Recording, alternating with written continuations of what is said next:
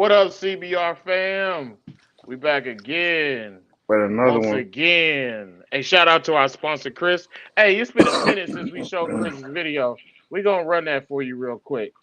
Play Chris. Rap.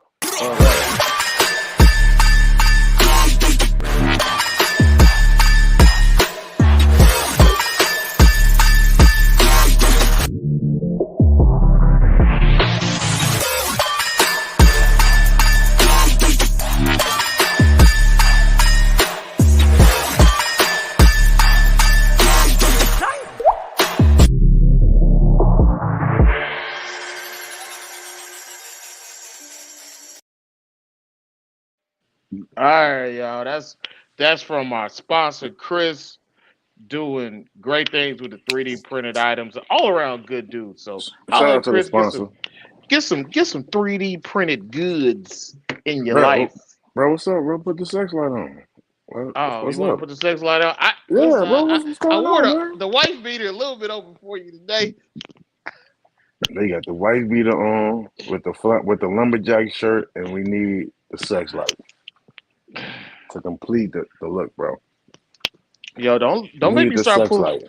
Don't make me start pulling out honey packs.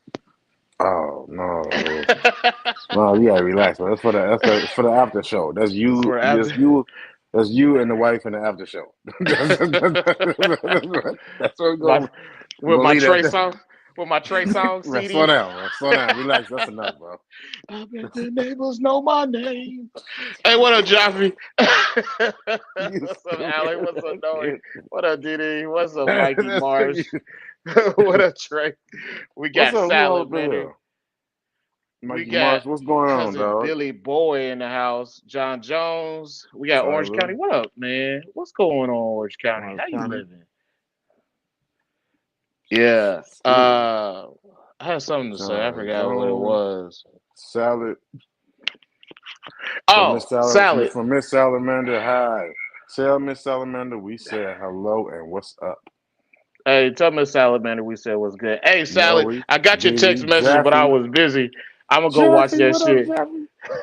I'm gonna go watch that shit Alan. later on, or probably in the morning or some shit. But yeah, man, I'm glad we back again.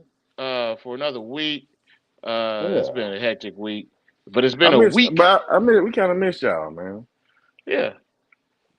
You Even know though what y'all I'm be saying? acting crazy, especially Salad, man. Salad, I ain't forgot about you, bro. Don't worry, Salad. I'm gonna get your ass. Salad been talking a lot of shit the last few weeks. I'm gonna get your ass, Didi Salad. been getting you. You know what I'm saying? Shout out to Oh man, Didi for I got Didi real light. shout out to I got a few things in the chamber for Didi, and she want to keep playing with me. you wanna keep playing games. Hey, but I ain't gonna lie though. That did look like something that your uncle had on, bro. Yeah, bro. It did, bro. I That got was I got a few things. Listen, Salad, I'm gonna get you, bro. I just need the time to sit around and play on Instagram. I don't got it yet. why you at I think Salad it's Deck, man? I don't know, man. It seems like your screen froze up to me. But Man. that might just be on my. Hey, let me know if I'm froze up, y'all. It's coming, Oh shit, what just happened? but that's my dog. I still I love think Salad. I think that stream y'all just did that. Roll 5.0. All right. You know what I'm saying? 5.0. All right, let me back out. It was messing up early. Let me back out. I'll come back in. Come on back in. But yeah, man. It's another week then passed. You know, like I said, like we were saying, we kind of miss y'all a little bit. When that fuck was up.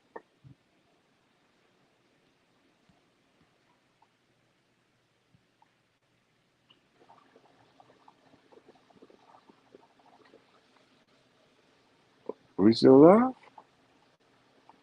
What fuck was up on my end? Well, I look like Chad face though on the screen, y'all. Is this just me or y'all see that?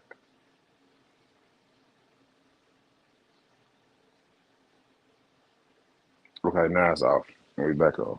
Chad gonna pop back in. So Chad, get your ass back in here. Yeah, it's another week at the Chondro Bar Room. You see it? Okay. You saw it, man. I don't know what's going on. The sideline's trying to get us. You know, the man trying to get us.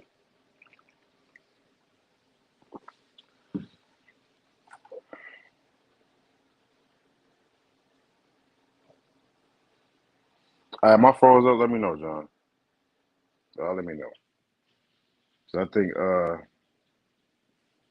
the server just got us. Anyways, we back, man. It's Chondro Bar Room. We having technical difficulties. I don't know what the hell my host again. I'm good, okay. Show me carry it. What the hell was I talking about? Oh, so look, y'all, this week uh he's talking about his uncle. Didi got his uncle though. That if y'all don't know, a couple weeks ago we was talking about Trav uncle, right? And you know, he's a gentleman of leisure. So he he does the thing where um he has a job and what's the name got on his ass this week? What's the name? Roasted Didi was roasting him.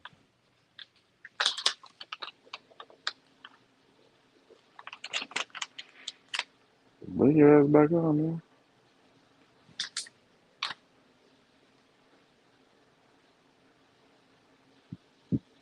But my eggs, let's talk about my eggs, man.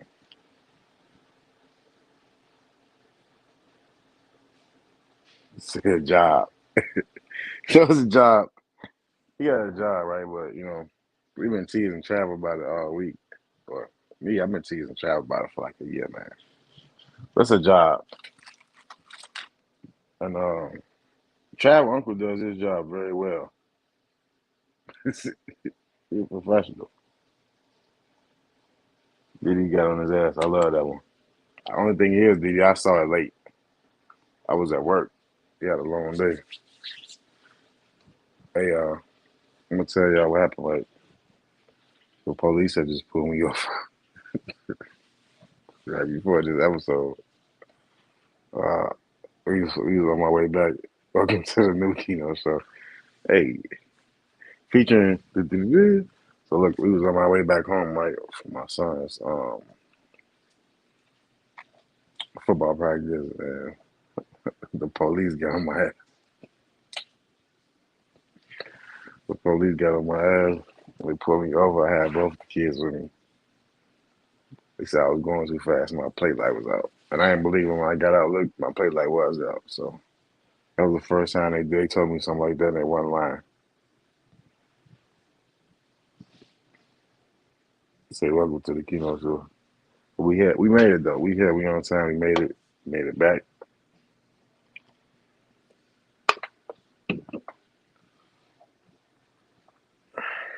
You gonna have to what's name? Try need to give me the what's name so I can let Brian ass in. I know Brian about to go like what's going on in the Twilight Zone. So the man we have on tonight, if y'all didn't know, he bred the we got the animal from him. The animal I've been posting name dead presidents. Travis got an animal that's a sibling, the same question named Dirty Money, and this uh pairing that he did was an outcross with an animal that's rare to the U.S. I think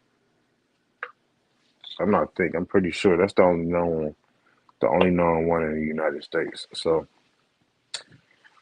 myself and Trav was lucky enough to get one from that. All right, I'm back now. Can you hear As me? a Let's try Trav. Yeah, I got you. Let's try Trav. All A right. ball reappears in the building. I heard you talking shit about my fucking uncles. I heard that part, you motherfucker. What you mean? I heard you talking You shit about my uncles. you're very aggressive. I Nah, I'm did not not being say aggressive. nothing. I did not say anything disrespectful about your uncle. I gave your Listen, uncle his platitudes.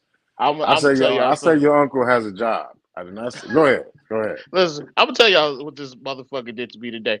This man was in the car with his son and decided to tell his son that I'm a pimp.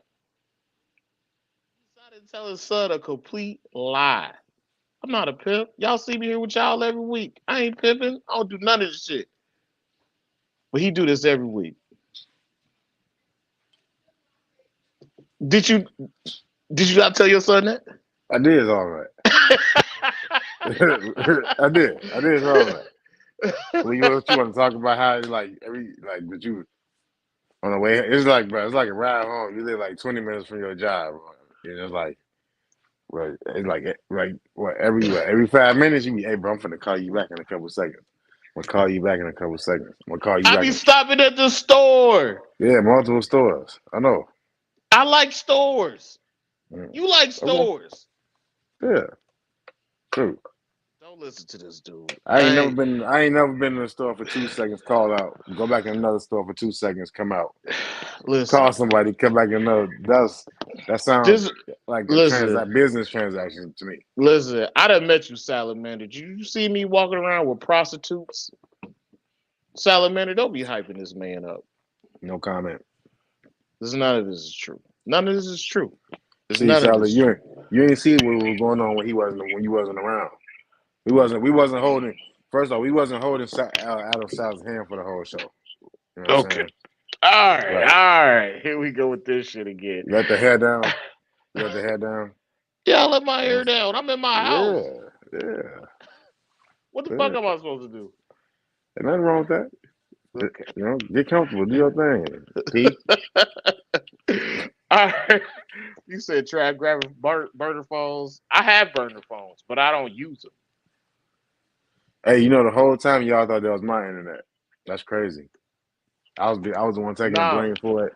I took the blame for it on IG. Y'all was saying it was me. this time it's not the internet.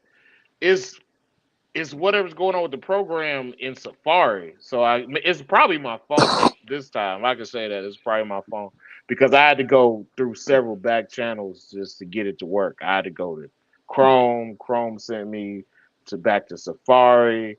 Then I had to go to Safari Private and log in to Safari Private. But did you do your intro? Did you tell everything that you But got you going know, on? that's right. You got to upgrade from the BlackBerry, dog. I don't got no BlackBerry shit. I wish I had a BlackBerry. Them shits was secure. Or a sidekick, whatever you doing. Whatever you doing, show I them. You wish I got to had a stop that. sidekick. No, but the intro, the intro was, what's the intro?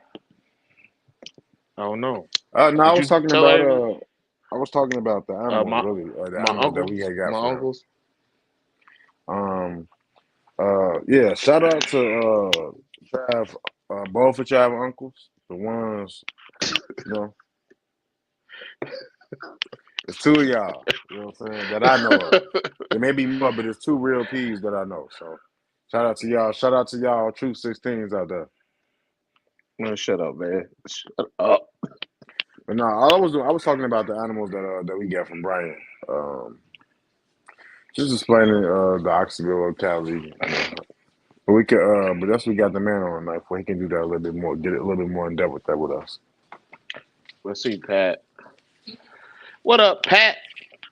All right, so I don't got nothing else going What's going on. on, I RG? got I Oh, got Jizzle. deals that are supposed to hatch that I'm not really prepared for at all. And that's You got about any? it. You got yearlings surrounds that for sale that you haven't cared about posting. I'm lazy. I'm lazy, bro. Yeah,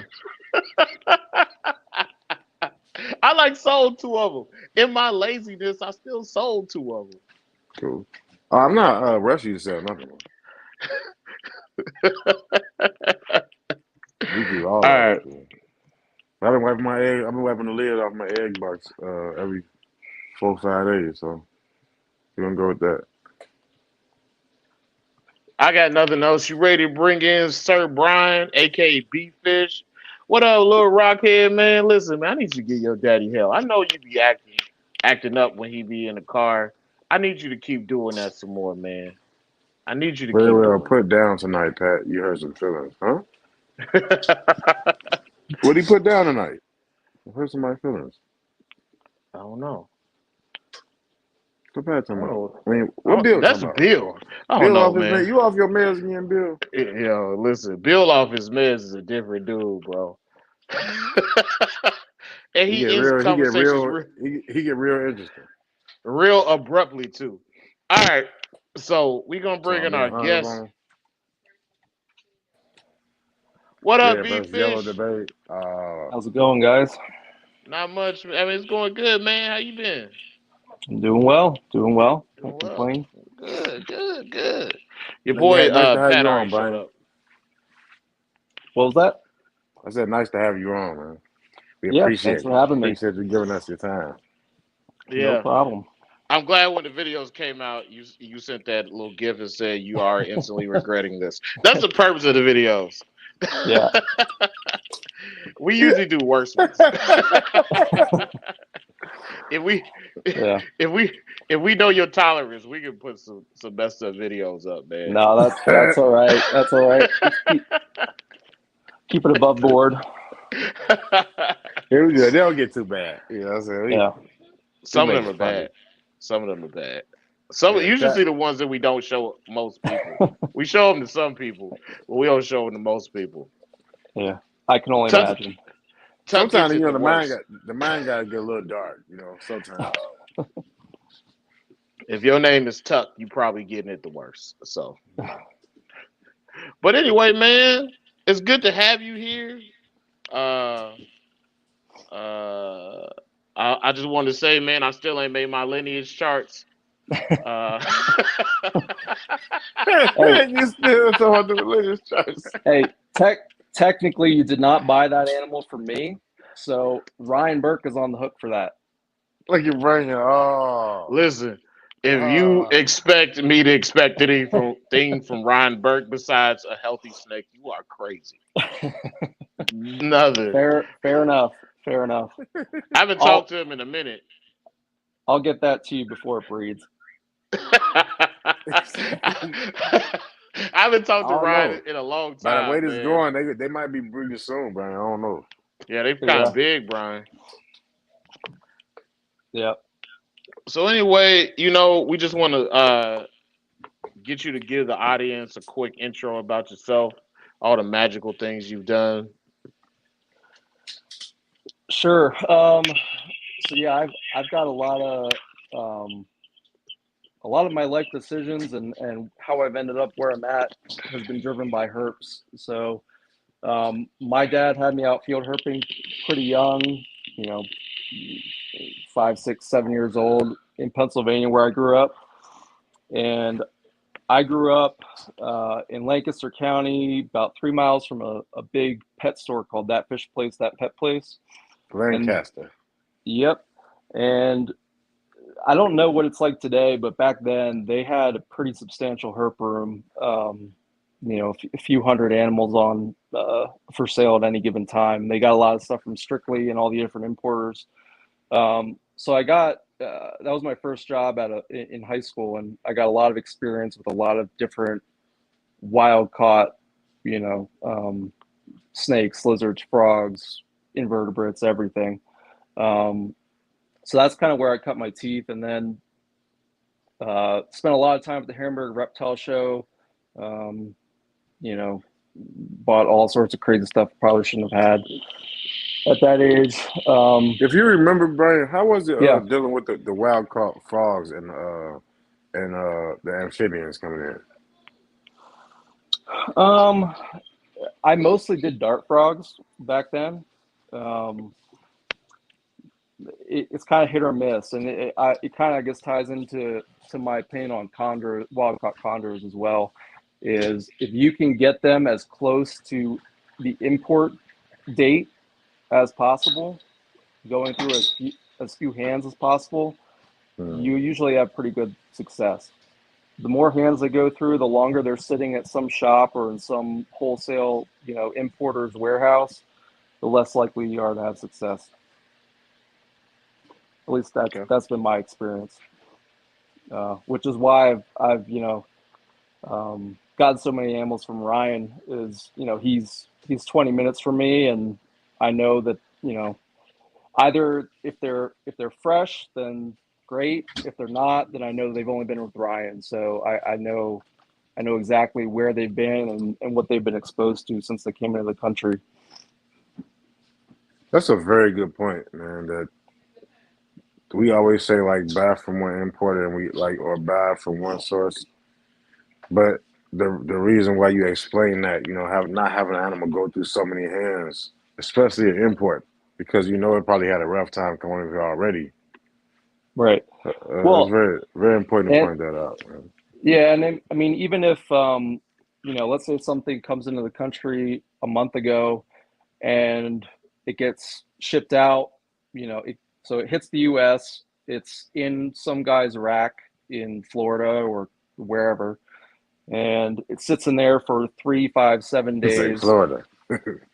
Well, that's where a lot of the stuff comes through. Yeah. Um, sits in their place for a few days, then it gets shipped out to maybe another flipper or pet store or whoever, sits with them for another few days, and then maybe it finally gets to you. And a month is even a pretty short time if you're talking about a few middlemen in the picture. And so every time you move that animal, that kind of acclimation process gets restarted. So if you can get it as soon as it comes into the country before it changes a bunch of hands and gets stressed out and has to reacclimate all those Yeah. times over and over, you'll probably have a better chance of success. Good point. Good to point that out. But yeah, I guess going back to kind of how I got started, it was funny. I was listening back to some of your Where you work? episodes, and I listened to Hey. the one with Kenny, and my Little kitty my Rachichi. yeah, but it's funny. My background is very similar to his. Maybe a decade before. I'm 36 this week, so I think He's only I'm 12. yeah. So I I'm got saying, my are you first. stronger as him though? You buff as him? Because Kenny a I don't fit know. dude, man. Kenny like Yeah, I his don't know. shoulders sit up there. I'm a tall guy, but I don't know if I'm as buff as him. I haven't been around him in a bit. Kenny look Um, like he'll break somebody's neck without trying hard. yeah. Um, but I got my first chondro when I was 12 in What up, 2000. Randy? Oh, he disappeared. He'll be back in. Um, It looked like he accidentally pressed the wrong button. But oh, it's like gotcha. first conjo. Yeah, my first chondro was a red neobiac from a Hamburg reptile show when I was 12. And that was after having a whole bunch of different species between the ages of like 8 and 12. Um, the main thing being in my house, they didn't. My parents weren't cool with rodents. It actually wasn't the snakes that bothered them. It was rodents. So it took me a while to break that barrier. Have like ribbon snakes and garter snakes, stuff they ate, fish, anything other than rodents. And then eventually I broke through. And chondros were all I wanted. I was on Chondro Web probably in like, I don't remember when it started, but probably like 98, 99. I was on Chondro Web, Right. and then eventually migrated to MDF with everybody else. Um, Yeah, Kim Burton started that with Greg Maxwell. mhm, yeah. Um, so yeah, I've been around chondros for a minute, even though I'm not too old. And I was in kind of a Cool perfect one person. place in that kind of Mid-Atlantic region during that time. That was kind of chondro mecca, back in the late 90s and 2000s, and spent a lot of time once I got my license driving down to Baltimore and spending time with the guys at the barn and all that. So um, yeah, so that was kind of where I got my start in chondros, and then um, let's see. Yeah, like I said, I got a job at that big pet store in high school, and then once I got to college, I started interning at the National Aquarium in Baltimore. So I was doing stuff with a lot of dart frogs mainly, and during that time, I also started helping out Christian and Sean at the barn, mainly with the dart frog collection. But I did help Christian out with mainly like changing out Neo tubs and things like that. I got a quick question for you, Yeah, Brian. When you were in Baltimore, did you ever go to Norma Jeans? no. Okay, never mind. Let's keep Where's Norma Uh, Jeans? moving. Don't worry about it. yeah, If see, you know, you I know. wasn't going to follow up. I wasn't going to follow up. It's a strip club. Don't worry about it. Let's keep going. uh, Gentleman's club. Huh. Okay. He um, probably but yeah, he asked you that, Brian, because he probably had a few ex-workers that used to work there for Here yeah. you go with your shit. him. Go ahead, Brian. Go ahead. Um, yeah, so spent a lot of time in college down in Maryland at the aquarium, at the barn with those guys. Um, back then they used to there were like the Chondro Fest and all that, but the Maryland guys would put on like these big barbecue parties, once or twice a year, and I was always go down to those and hang out with all those old school guys. A lot of them aren't in it anymore. Greg Stevens, Paul August, Shane Snyder, who passed away. I spent a lot of time with him. Christian, Sean, all those guys. It was really a great group back then, which is probably why I got so, chondros stuck all this time, is because of all the camaraderie, especially in those early days. Yeah. But yeah, so I did all that. Not chondro related, but I went and volunteered with the Blue Iguana Recovery Program one summer in college, down in Grand Cayman, which was pretty cool. Oh, So that dope. How was that? Mm, it was awesome. It was 3 weeks, room and board paid for. Just worked with iguanas all day. that sounds cool. Hell Yep. yeah. Did you ever get whipped by the iguanas? Did they ever hit you with the tail? No, no. Damn. I've seen that shit before. That shit looks nasty. Yeah, Especially yeah. a They're 6 footer, get you. yeah, yeah. They're big, powerful animals, for sure. So yeah, I did that, and then right out of college, I got a job at what was Lowry Park Zoo. It's now called Tampa Zoo, in their herps department. Um, so working with crocs, komodos, giant tortoises, uh, more dart frogs, Atelopus, the Panamanian golden frogs, all sorts of cool stuff there. Did that for a little bit, and then transitioned to the aquarium industry. So I worked at and managed a saltwater, mainly saltwater fish and coral wholesale import business for several years in South Florida, and then came out to Colorado, worked at the aquarium here for a little bit, and then kind of went into a more traditional line of work in the water industry. That's kind of my Kind of sound like background. something I'm doing. Hey, so how was it importing fish? Um, it's a lot more work than reptiles, um, and a lot more stressful. I mean, fish, they Yeah, can just go south so quick. yeah. What about the Um, antibiotics with the fish, man? yeah, I mean that was a large part of my job, was managing disease control. Um, which, when you're importing 3,000-4,000 fish a week, and putting them into large systems together, where even though they're separated, like, think of all your chondro cages, if they were all connected, they're all sharing the same air. It's essentially what those aquarium setups are.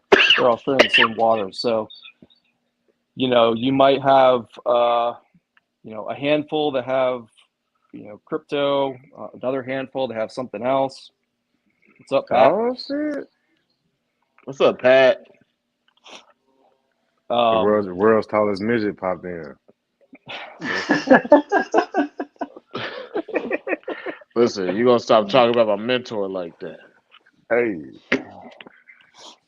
we gotta yeah, get Pat. Shit, shout out to Pat. But go ahead, Brian. but anyway, just to wrap it up, yeah, I mean, with fish, when you're doing it at that scale and in big systems like that, and you're Yeah, importing thousands at a time, you're trying to manage multiple diseases in, you know, potentially hundreds of animals all within the same water. So it's a big challenge to do it right, and you got to be on your game. And after doing it for 4 years, I was pretty burnt out on it. I had aquariums at home too. I haven't had an aquarium since. I'll probably get one day, but I got enough experience in that 4 years to uh, yeah. keep me Satiated. I'm not ready to get back into it quite Did yet. you get a lot of? Did you have a lot of DOAs with the fish? Um, we did in the first couple years as we were kind of fine tuning everything. Yeah. Um, there was a point where I got it down to maybe like 3-4% at the end. Um, that business eventually shut down. The owner sold it, but um, yeah, we're at like 3 or 4%, which is What was that compared pretty at your low. highest? Probably 12-15%, something like that. Right. Randy had a question. Real quick. He want to know if you kept naturalistic, and he said he keeps discus as well. Um, so for aquariums, yeah, I at home I did reef type setups, live rock and live sand and that whole deal. In the facility that I worked at and managed, it was all bare bones. It was just about getting things acclimated and healthy, and then getting them out the door, pretty much. All right. Well, we're gonna get into this. Pat, man, we appreciate you for coming through. As always, you What's know we up, do. man? The in-house OG. Yeah.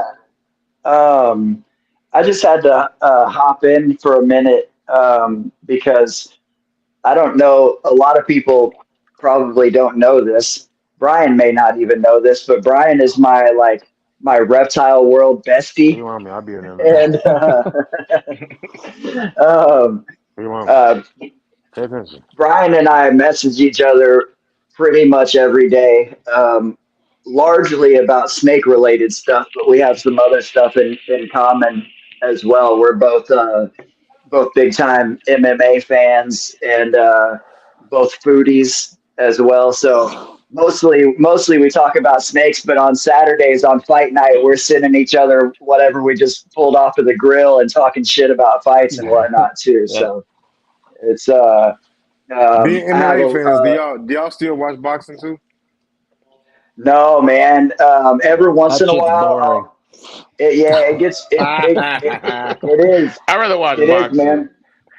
I'll watch kickboxing. Like the only single discipline that I can be into is Muay Thai and kickboxing because it tends to be super fucking exciting in a lot of fights. But when you get into MMA, well, it's like I played soccer for several years and then I tried playing baseball and I'm like, what the fuck is this? Baseball's You boring can't. as fuck if Nah, you've been you can't playing. go to that. That's the complete opposite. Yeah, and so Yeah. that's what it is That's going a from sport where you MMA to running boxing. around. You running around the Yeah, whole time compared to a sport where you in the yeah, outfield. Like Yeah, you one yeah, is might an not see a exactly. endurance ball. You might sport, not see no and action for like 3 innings. the and the other is a skill sport. They're very different sports. They're both skill sports with MMA and boxing, but MMA is just so much more diverse in the possibilities of what can happen, so it's way more exciting. Um, but yeah, Brian is actually uh, probably the only. Uh, he's one of the only reptile people that's been to my house twice, and and no joke, I think there's like maybe like 12 people total that have ever been inside of my house. I kind of live outside of town. A lot of people don't know where I'm at. Brian, quick Well, But question: Does this yeah. man even have like spoons and forks in his I, w- house, or I is it was just just gonna say, snakes? calling it a house is a little bit of a stretch. It's it, it's a herp house with a cot. yeah, yeah, he he live in yeah. he live on a jail bed. All the snakes live in this luxurious ass things, and he live on a what? A 6 by Yeah, 10 Like room. a army cot. yeah. 8 by 5. Yeah. No, I've got while I have 8 years of experience sleeping on beds like that, I don't have a desire to do it anymore. So Man, um, he's right though. It's if you come over to my house, you learn immediately where my priorities are at. That's for sure. I mean, right when you walk in my front door, it's a bunch of empty focus cube cages, stacks of brand new tubs, a bunch of kettlebells and weights, and a couch. No no TV, no pictures on the walls, no lamp stand, just cages, weights, and a couch that I never sit on. So, amen. You, anyways, you live a so Buddhist monk life was of chondros.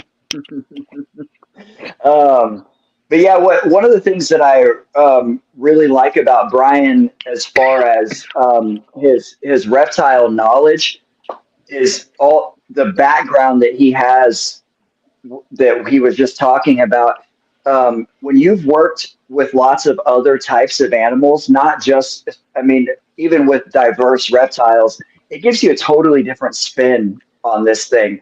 There's a lot of people that keep chondros, and this is not knocking it or anything. It's just different. There's a lot of people that keep chondros, but that's literally all they've ever kept. Like they had one ball python, and then they got a green tree, and then it's all green trees because Yeah, it tends to do that to people when they get their first green tree. But yeah. Brian having that background in fish and water quality and pathogen management on a large That's scale, huge. That's huge. it's Yeah. huge. It's huge. And having any background on large scale animal maintenance makes maintaining adult chondros is something you can do in your fucking sleep. I mean, it's the easiest thing in the world. It's the breeding where everything gets fucked up. And Yeah, man. Brian and I have both been around long enough that we are real jaded and cynical and fucked up Yep. and traumatized from chondros. We message each other like hashtags fuck chondros on a regular basis. Y'all ain't lying um, though. Y'all ain't lying. but one of the Y'all reasons I always do wanted to some come weird on shit. here one of the reasons I wanted to come on here was just because Brian, well, it's like when I came on and did that intro for Vinny the other night. Brian is real low key, um, and which I like. But I mean, this dude's sitting on Bolin's pythons and shit over there. You know what I'm saying? He has the second best Biot collection in the country. He said a So Don't second. take that, He Brian. said, Don't "Hey, take you that, see that Brian. Brian? He Brian, put don't the take that. emphasis. He put the emphasis on the Uh, second. he he's definitely got me on numbers, that's for sure. yeah, yeah. What? He No, said, no. hold on, Hey, hold on. Pat, he said you yeah. only got him on numbers. You ain't got him I on quality though. I said No, that's he definitely has me on that. He said on he. numbers. No, Quality subjective. look. Ooh. Quality is subjective, but here's the thing: what Brian Look has at me Brian. on is that I have quite a few Biocs that are nowhere close to any one of his. Every single one of his Biocs is fucking superb.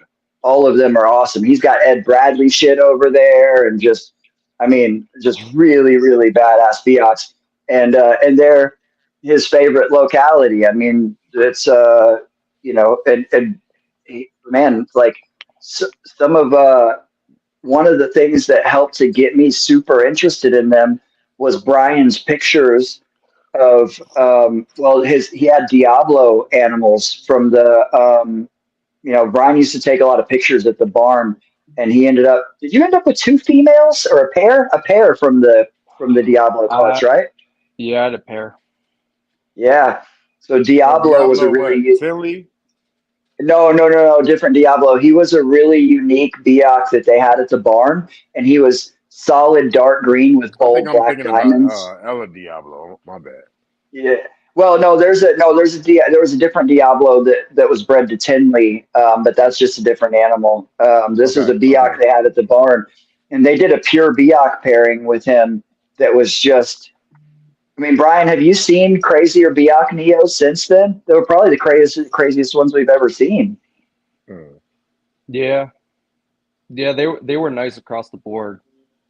Yeah, Very very deep dark red with big bold yellow diamonds. They were sweet. yeah. Did you get to see any of those change, or like, did you raise either of yours, or did you acquire them later? The female I got is a Neo, and she probably about, I don't know, maybe like 14, 16 months. She got black flecking the whole way down. Hmm. Nice. Um, that was the one I named Dirty Girl. Dirty Girl. Yeah, Dirty Girl. That's right. And the male I didn't see change. That one, Christian sent me. It had some issues as a neo. I think it maybe had some prolapses. So he held on to it for a while, Hmm. and then at some point he was just like, "It's been fine for a while. Do you want it?" And that one had some black on it too, but not nearly as nice as the female. Yeah, yeah, yeah. That Diablo is awesome. I remember Christian telling me that he's like, dude, Sean never really curses, but when he opened the incubator and saw those Yeah, Neos hatching out, he said he was just yelling all kinds of we profanity. Christian and I were hounding him like, let Christian do a Biak pure Biak pairing. And with Yeah, all the stuff they had at the barn, he's like, that doesn't make any business sense. Like, why why would I do that? yeah, yeah. Let's cross these to some designer stuff. But yeah, I'm glad he did that one pairing. Um I've got a male that is the only offspring I have from that female, that Hmm. I produce. So I've got one offspring from him, and hopefully I get some more this season. Yeah, Hmm. yeah. That's Jesus, right? Yep, sweet baby Yeah, Jesus. sweet baby Jesus. Call him Jesus. Yeah, why you Brian, name him He Jesus? he Hey tell him the Patrick. Hey story. Patrick. Tell him When the you story, hey Brian. Patrick, when you done with this, Patrick, go YouTube White Jesus. No, no, no, not Okay, White Jesus. No, not White Jesus. Slim Jesus. My bad. Slim Slim Jesus. Jesus. Okay. I mean, they do kind of look alike.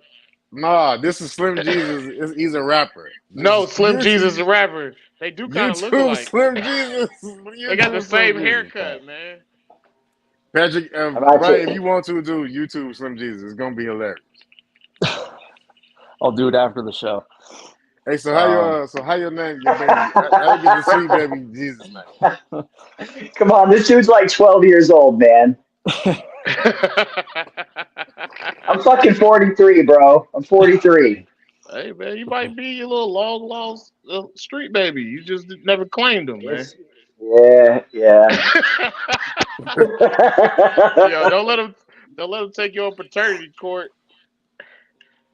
um, trying to get back child support on your snakes, man. so look, I just lost all respect for him when the third video that pops up is Slim Jesus has Mike snatched from him during Canadian performance. You ain't no fucking gangster. Get the fuck out of here. I don't know about that, but that was but you gotta watch the first video. Okay. Okay. I ain't say you do it right now. No, no, we don't need Slim Jesus on the Chondro Bar Room, no. So No Slim we Jesus. need to hear Brian's story about sweet baby Jesus. yeah, so that female, that was her second clutch. The first clutch, um, was I was ill prepared. Hadn't I had bred chondros back in mid 2000, like 2004, 2005, with not much success. I was like 17 or 18 at the time. But that was kind of my first, the first clutch with her. That was kind of my first clutch back after being in Florida and moving around a whole bunch. So I didn't have a ton of success before that. That clutch, looking back, I should have hatched all of them, but I was just hadn't, put that incubator through any eggs yet, and the learning curve was steep on it. So killed that clutch, and then tried her again a few years later to Tarzan, John Irby's killer Biak male that he sent me on loan, and everything was appearing to go well. She got gravid, and then on lay day, which was a little late, she laid several slugs and this just one fertile egg. She had some complications. She ended up passing from that clutch, but I had this one egg, and it had the gnarliest windows on it, and I had to baby this thing like I was checking on it every day and had to wipe mold off, messing with the air vents, and I was like, there's no way this thing's gonna make it, but it's the only egg I got from this female, so I'm I gotta do what I can. And the thing hatched. So I think it might have, I don't know if it was John Irby, but one of the guys I was talking to was like, yeah, like, it's a miracle egg. And I probably posted pictures on the Facebook group, the MVF Facebook group. So it's probably on there somewhere, but yeah, there were like several windows, and on the last week or so of incubation, I could see the Neo in there. I could see the diamonds. I could see the thing moving around. It's pretty sweet. But yeah, that's how he got his name. Sweet baby Jesus. So how did it come out the clutch? Did it give you any issues coming out, feeding, establishing, or what? He was a little bit small. I want to say it was like 6 or 7 grams, but he ate before he shed, so he was a strong baby. Yeah. I got remember a question for you about the Neos. Like, do you traditionally like weigh your Neos when they hatch? I used to before I had kids, and then now it's just as long as they're alive, I don't give a shit. Yes, the kids. Yes, yeah, that's what happens when you got kids. They can take the small moments away. And do you usually is that something that you usually do, feeding pre-shed, or?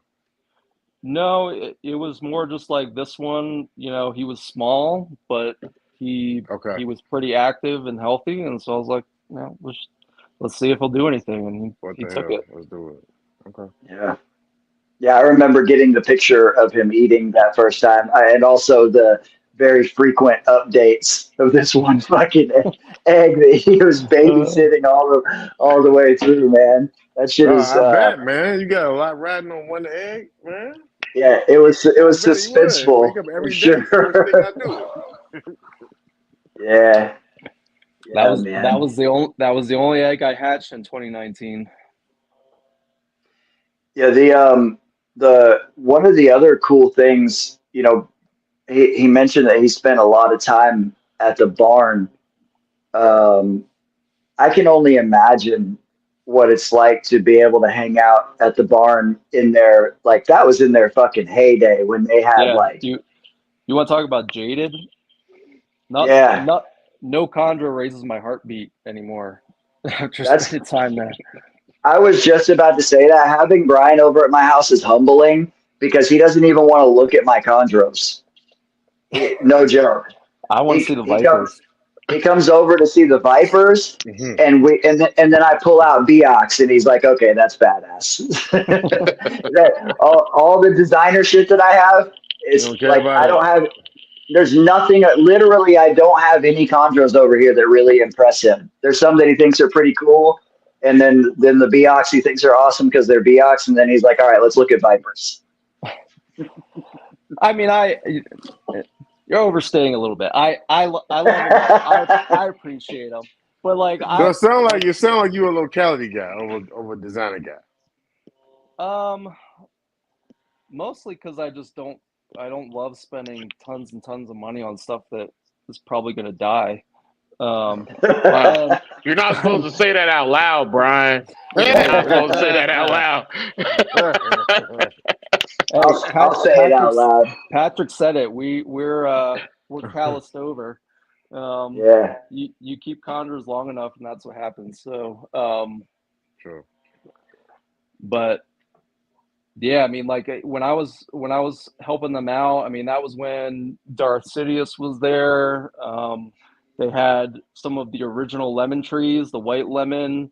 Yeah.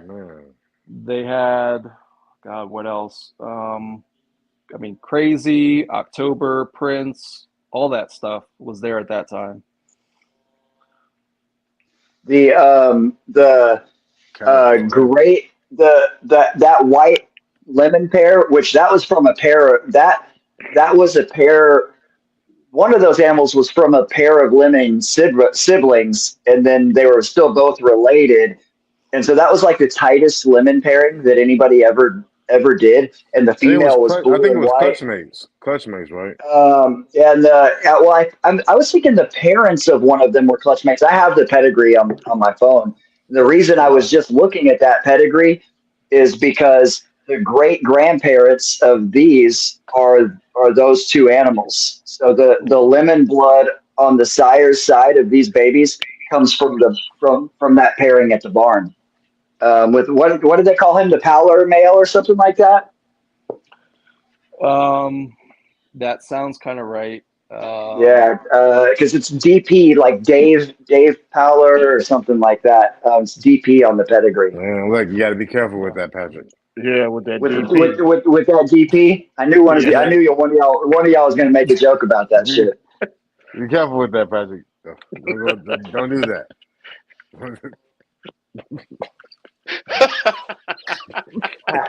Hey man, we're 12, man. We're 12 years old, man. I know. That's why you listen to 12-year-old white rappers named Slim Jim or whatever. First of all, nobody listened to him. He was an instant meme. He was an instant meme, bro. We don't listen nobody to that. listened to that, too. Yeah. Nobody listened to that. It's like Miley Cyrus. Travis listened to Lil Yachty. That's it. Lil Yachty? Fuck told you that? I don't even. We have never talked about listening to Lil Yachty. Do you listen to Lil Yachty? I don't know what that is. No. You don't listen to Lil Boat? Who was that? That's Lil Yachty. Oh, I don't know. That sounds like somebody with face tattoos. Yeah. Face tattoos? I don't know. He like a nerd rapper. I haven't seen a picture of Lil Yachty. I haven't seen him in years. Yeah, I don't know. So the lemons. I never seen you so happy to hatch yellow neos, Patrick. I know. Sorry, I'm messaging Amber right now with my phone sideways. You gotta message the babe. Yo, she's going to bed. So I never good seen night, you Amber. so happy to have yellow shit though. I've literally never been this happy to hatch yellows. And by the way, Amber's a big fan of Brian too. We hung out together in Dallas and in Colorado.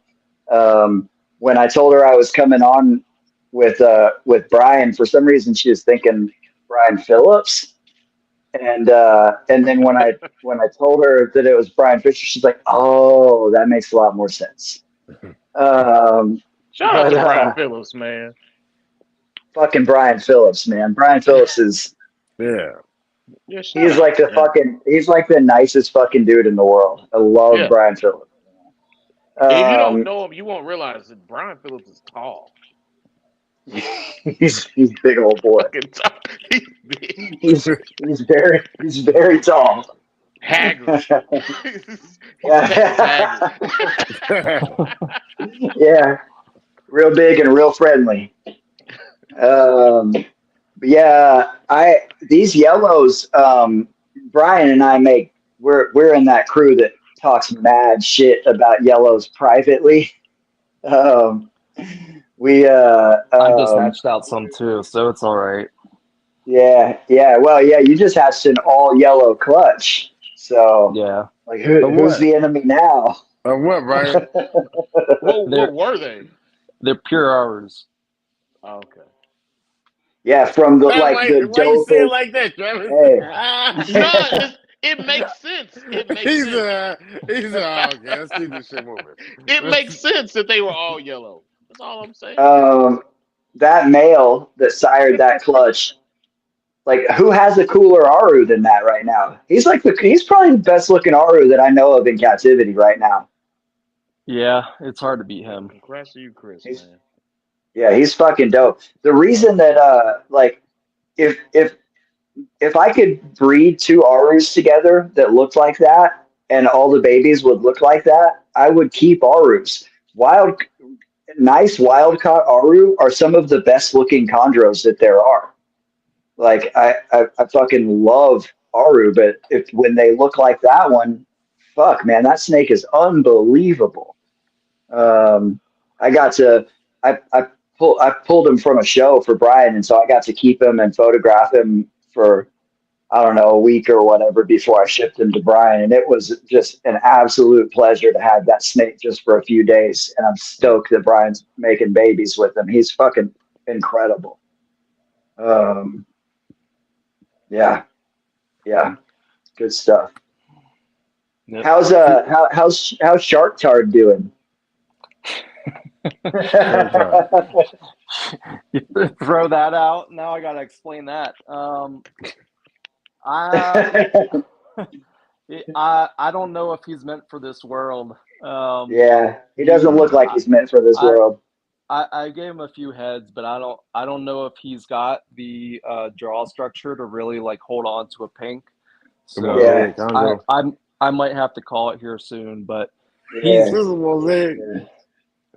He's no, There's no such thing as he's a mosaic chondro, Keno. Cut it out. no. he's He malformed. yeah, Okay. it was one of the pure Arus, and it's got like So I a say send him to me. shark snout. Yeah, Okay. So yeah. yeah, yeah. It happens. We get those But every once in a while. They got like that pointy shit that the ball pythons get sometimes. Yeah. The lower jaw, like the jaw is just malformed, and Yeah. oh, apparently Amber's still watching, and she's not happy about the Shark Tart update. Yeah. Sorry, babe. Sorry. I just gotta, like when. So I see what y'all call Oh Shark Tart. no. That's crazy. That's That's the only crazy. reason I was that's the only reason I was trying is because Amber wanted him if he came around, but I don't think it's probably gonna happen. Yeah. So Yeah, I I have get like it. I have my little messenger bubble up in the corner of the screen, and so Amber's like messages are they like they like temporarily flash across the screen, and I just gotta no across the top of the screen. And she was calling it. We were calling him Sharknado and Tardnado and shit like that, different names for him. And then the next message were like a little broken heart and thoughts and prayers and like messages just blowing up from Amber. Man, listen to Poor the names Amber. that y'all giving him, man. He ain't really got. He got a lot to live for. He lived with that fucking name. He got a crooked dorsal. He got a crooked dorsal fin. Brian said, "I will." You, Brian said, "I will give him to you on one condition that you keep his name Shark Tar." Damn, he ain't. Yeah, that's not a bright future to look for. Y'all ain't giving him much to fight for. Call But Brian, what clutch did he come from? That what number clutch was that? Which one of the clutches was that? that was the most recent clutch I had. You could find it on that MVF Facebook group, but Okay, all right, I'll check it out. yeah, it was. I think she laid 13 eggs and one slug, and I kind of knew from the jump that there were at least 6 of them that, there was a faint red spot, but no veins or anything. So I was like, I'm going to incubate these, but they're probably going to crash pretty quick. And they all crashed. And then How there was early? another. It actually took a while. They kind of started, one by one, maybe like a week or two in, and I think the last one that I pulled was maybe 3.5 weeks in. I'd have to look back, but they Okay. they went a pretty long time looking pretty much normal before they crashed, and there was nothing in them. So um, Okay. so yeah, there were 6 that were like that initially when I pulled the clutch. Um, there was another 2 or no, there was another 1 that went that same route, and then 6 went the distance, if I can remember right, and 1 slit the egg. I want to say it was maybe day 53 or 54, and when I went in to look at that egg, I saw one on the other side had a little wet spot on it. So cut that one. That one was stillborn. So I cut all the others, and there was another one with a knotted umbilicus. I you know tied it off and took it off, and the neo actually lived a couple of days, but it was super weak by the time I kind of got it loose. Um, and then the other 4, there's three good ones, and then the infamous shark tard. Hey Brian, quick question, man. What do you think led to the issues with that clutch? Um, I Fucking don't know. chondros. Yeah, the Basically. con. You didn't I pray did. hard enough to the Chondro guys. You didn't give a good enough Yeah, tribute. exactly. Rico.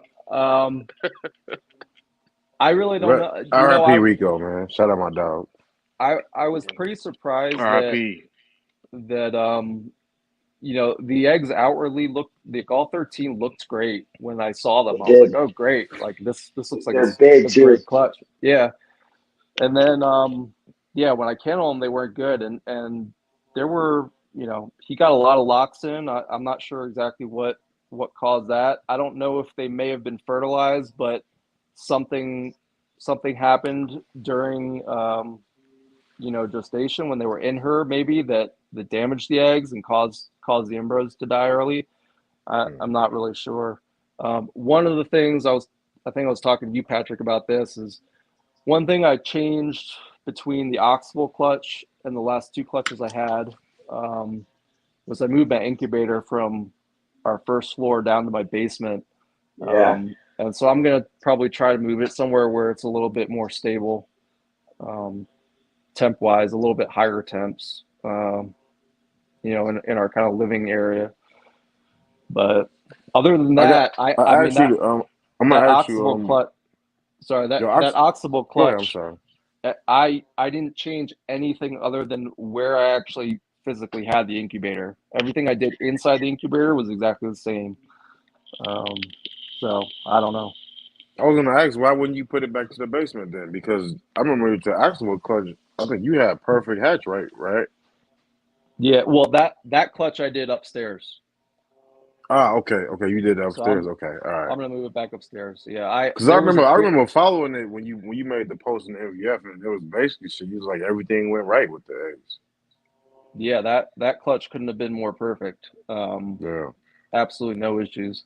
But there was a period where I moved all of my snakes upstairs to a spare bedroom, and then kind of set up some stuff in the basement, and then moved them all back down.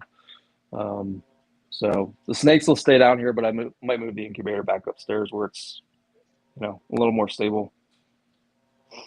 So, Yeah, that Oxybill female is a fucking just a awesome big dragon. He's such a unique, awesome fucking animal, man. What a cool snake. Yep. Her head is something else, dude. Yeah. So how's it dealing with her, Brian? How's her feeding response? How's her temperament? During the day she's fine. She would light me up right now. Uh, But yeah, I mean she's a big animal. I mean she came in. I think Ryan got her in 2019 maybe or early 2020, and he had her for probably a year before I took her. Um, and she was like 1,100 grams, and Damn. I have to imagine that she was wild caught as an adult. She's got this big gnarly scar on her side. Um, who knows what probably grabbed her out in the jungle, but I think she yeah, was too, because there's some pictures floating around with her before she came over here. yeah, Yeah, You yeah. know, We were them both checking her pictures. out. Yeah, Yeah, yeah. I We were remember checking her out Patrick. before she came. Yeah, I remember Patrick. Me and you, we were still talking about that, and I was just like, Yeah, when she came over here, and Brian, I was like, I'm like, damn, that same female we was talking about, you know, like in a yeah, damn endo box a couple years ago was over here. yeah, She gotta have yeah. some age on her, but man, to yep, survive what she went through in the wild, and then to be able to come over here and produce, man. Tell you what, yeah, man, to have a piece that is man, it's truly an honor. Yeah. You know, I'm yeah, hoping that that big blue and white girl that I got a while back, she's all scarred up. That fucking thing is massive.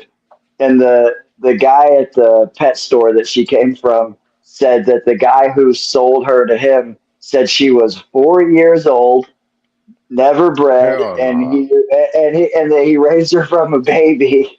Hell no. And, He was trying to get more this money from that pet this store. this That's all. this this fucking snake is 6 feet long, probably 2,000 grams, and got big predator scars on her and shit. And I mean, she's hormonal blue. She's probably bred. She's probably laid Probably got a few cut. 600 fucking eggs. I was about to say Look, she a veteran out here. I she's gonna was lay 40 slugs for you. I know she is as fat as she is. She's also there's you can not. It's literally impossible to get a chondro that big in 4 years. I don't care if you feed them Rob Worrell style. They cannot get that big in 4 years, no Two matter how you thousand feed them. grams? Hell no. Even if you feed them a small And rat every week, nah.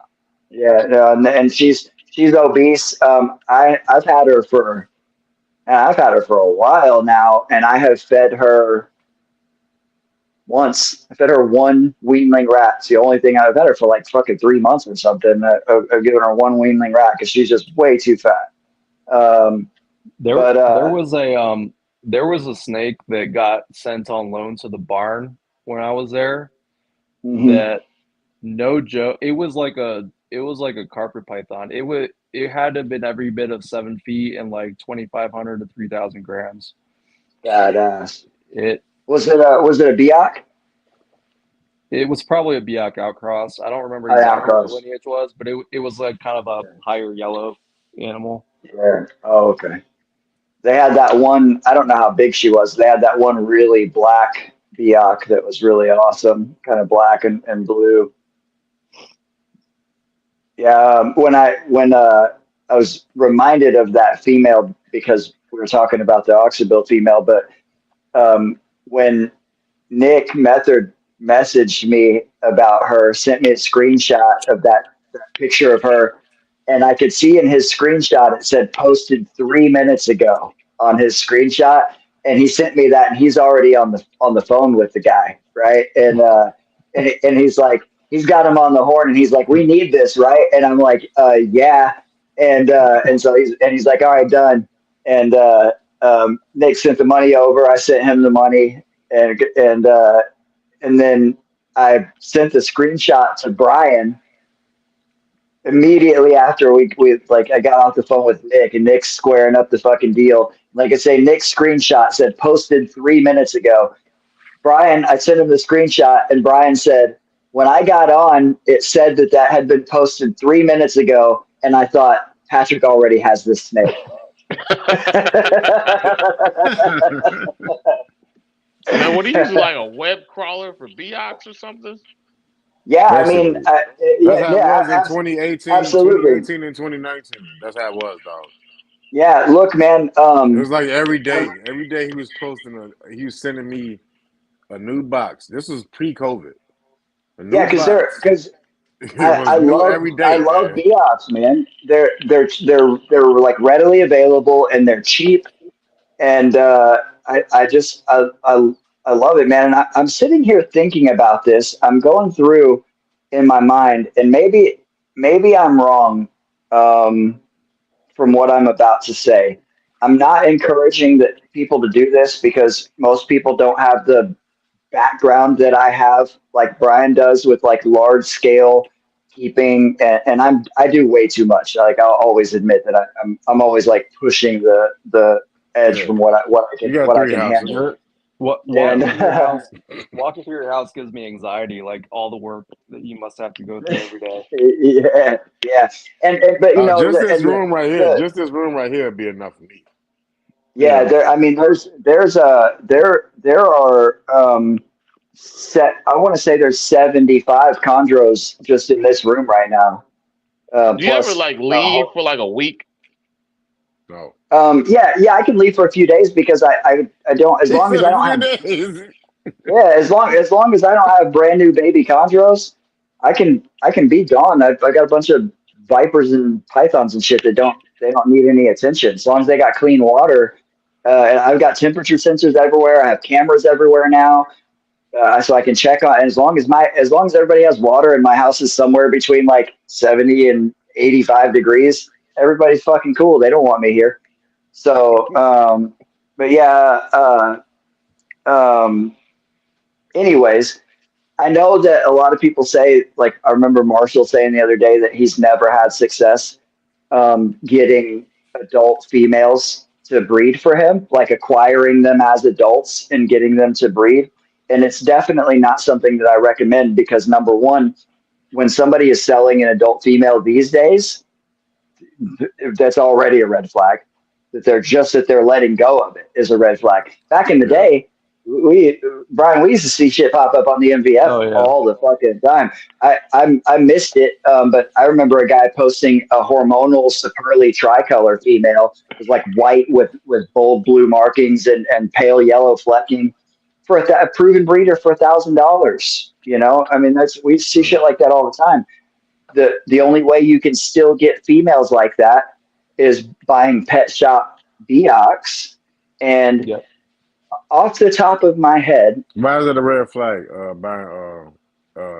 Buying females that because are people breeding age. because usually a lot of times people are dumping those animals because they have Nido in their collection or the female they've tried to breed her a whole bunch of times and it never took, or she's already bred a whole bunch of times, or she's sick in some other way, or whatever. There's Yeah. just She's there's old. Nobody sells an adult female that they raised up just because they got bored of chondros. That doesn't happen. yeah, yeah, yeah. Like the only I time agree. I've ever sold, I sold a subadult female to because I wanted to fund something and because I had a bunch from that clutch. But it's just something I almost never do. And the but the thing is that I've hatched, I think 23 or 24 chondro clutches at home, and then it may be 23, and then one that I kind of count that we had at Josh's house that I was like working with Josh on that one. Anyways, off the top of my head, maybe I'm wrong, but off the top of my head, every chondro clutch that I've ever hatched was from a female that I acquired as an adult. I'm just now trying to change that this year. I'm breeding stuff that I produced and raised up just this year for the first time. I'm breeding females that I produced. Yeah. So, like, Most say, Well, why are you trying to change it though, Pat? why am I trying to like to not buy adult females? Yeah.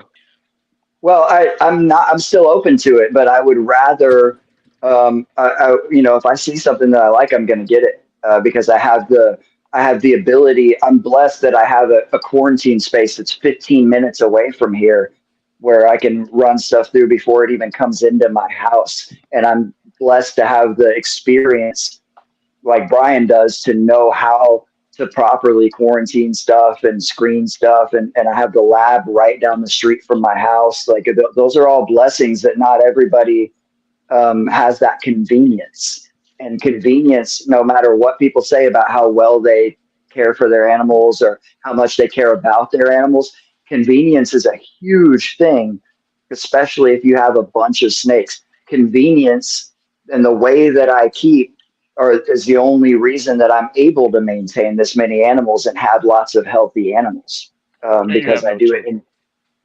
and I have no kids. Yeah, that 100%. too. That too. 100%. But no, anyways, I just wanted to say that I don't recommend it for people necessarily, but that's the way that I've done it. It's worked for me because of the way that I'm set up. But I'm super fucking excited uh, to produce babies from females that I produce, and hopefully it'll happen this year. Yeah, I'm at a similar, very similar to Patrick, and my last three clutches were all wild caught, sub-adult, adult females, from Ryan, and yeah, and then I've got some stuff that I produced 5-6 years ago that I'll be running for the first time this year.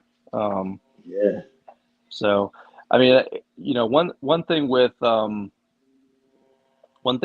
caught, particularly like stuff that's a little bit older, that I've kind of found, and it could just be coincidence, but I feel like the timing is maybe significant. So the Oxable and the Aru, I got both of them as adults. The Aru was thin, but she was wild caught, but she was an adult. Both of them took 3 years of just sitting on a shelf, eating, basically just keeping, maintaining weight to settle in. Both went in late summer, early fall, which is dry season where they're from. So if you acquire a wild caught adult animal, one thing to think about, and like this, I've always thought about this in some of the other animals I've kept, like chameleons are a big one. Things that are very, that tend to be seasonal in the way they breed, is think about where they came from, especially if they're adult, because they're already in that rhythm of where they came from.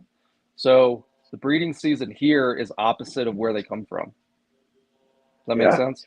So in Colorado, we tend to get very, and a lot of other areas of the country in the U.S., we get big monsoon rains in like August, early September.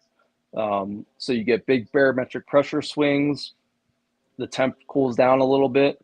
So my AC isn't working as hard. So the humidity in my house goes up a little bit.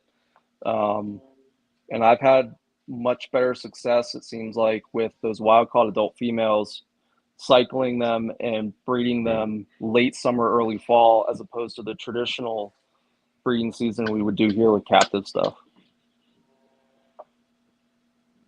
Yeah. Yeah, my stuff's all over the place, but it's because I have stuff from all over the place. Brian and I also have it's really exciting to me, the idea of him breeding Beox that he produced, because one of our goals is to produce high end Beox, like Beox with extreme traits that are second and third generation, fourth generation. No, like we don't see that. Like there's very few people even doing Beox to Beox pairings. I want to produce pure Beox every year. I love it. I love it. And basically the way I structure it over here is like the chondros will throw you for a loop with your plans. So I plan a bunch of outcross pairings, and then just know that when those fucking designer males end up not wanting to do what I want them to do, I know I've got Beox males that are gonna fucking get her done, you know? And so, I'm really excited to start seeing us.